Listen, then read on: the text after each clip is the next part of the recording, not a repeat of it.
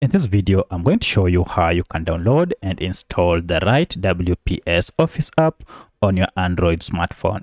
If you find this video helpful, I'll kindly request that you support me by liking the video and also by subscribing to this channel. Alright, let's get into it.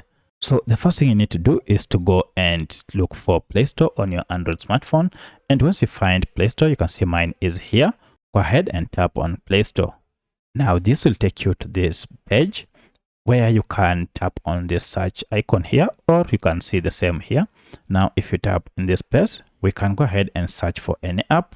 For our case, we want to search for WPS Office. Just search like that, and then go ahead and tap on this search icon, and here we go. We have WPS Office from WPS Software Pte Limited. So if you tap on it, you can see further these details. This is the company name, WPS Software Pte Limited. So make sure it is from this company. Here is the logo.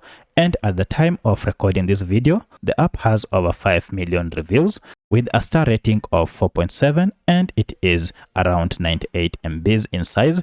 And if you go to downloads, it has over 500 million downloads. So if you see all these details and this logo, you'll know that you have the right app. Now to download and install it, go ahead and tap on install, and this will go ahead and download the app.